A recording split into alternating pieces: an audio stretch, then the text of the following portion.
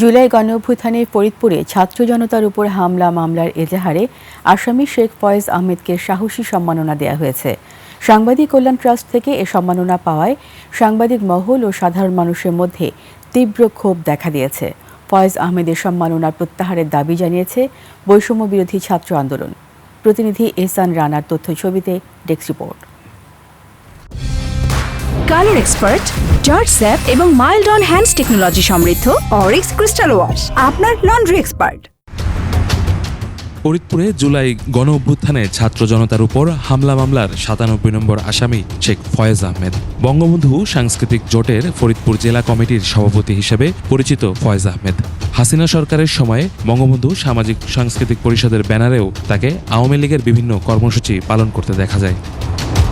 সম্প্রতি সাংবাদিক কল্যাণ ট্রাস্ট থেকে সাহসী সাংবাদিকতার জন্য সম্মাননা, ক্রেস্ট ও চেক পেয়েছেন। আর এতেই বিস্ময় জানিয়েছে সাংবাদিক মহল। আমরা খুবই বিস্মিত যে একজন যে নতুন দেশ গড়ার যে স্বপ্ন, সেখানে হামলা করার এরকম একজন আসামি সে কীভাবে এরকম পুরস্কার পেতে পারে, এবং যার অবস্থানই ছিল হচ্ছে এই জুলাই আন্দোলনের বিপক্ষে। এই অভ্যুত্থানের বিরোধিতা করার জন্য মামলা হলো, তাকে কি করে আপনি সম্মানিত করেন, তাকে কি করে আপনি সনদ প্রদান করেন, ক্রেস্ট দেন? এটাই তো আসলেই অভ্যুত্থানে যারা শহীদ হয়েছে সেই শহীদদের সাথে প্রতারণা করা। বৈষম্য বিরোধী ছাত্র আন্দোলনের নেতাকর্মীরা প্রতিবাদ জানিয়েছেন। জুলাই আন্দোলনে ভূমিকা রাখা প্রকৃত সাংবাদিকদের মূল্যায়নের দাবি তাদের। আমরা চাই যে আমাদের সাথে জুলাইয়ের সার্বক্ষণিকভাবে রাস্তায় ছিল, টিয়ারশেলকে ভয় পায় নাই, পুলিশের গুলিকে ভয় পায় নাই, শত্রুর গুলিকে ভয় পায় নাই, হামলা গ্রেফতারকে ভয় পায় নাই।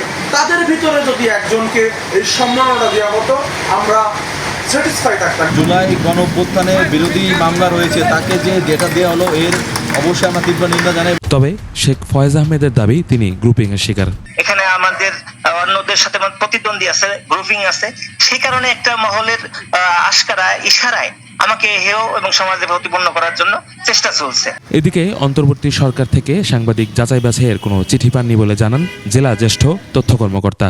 নাম যাচাই করে যোগ্য সাংবাদিকদের নাম পাঠান, এরকম কোনো চিঠিপত্র আমাকে সরকারিভাবে দেওয়া হয়নি। আমি বিষয়টা সম্পূর্ণ অবগত নয়। ৩ আগস্ট রাজধানীর তথ্য ভবনে সাংবাদিক কল্যাণ ট্রাস্ট জুলাই গণ অভ্যুত্থানে শহীদ ও আহত সাংবাদিকদের সম্মাননা দেয়। ফরিদপুর জেলার একমাত্র সাংবাদিক হিসেবে এই সম্মাননা পান শেখ ফয়েজ আহমেদ।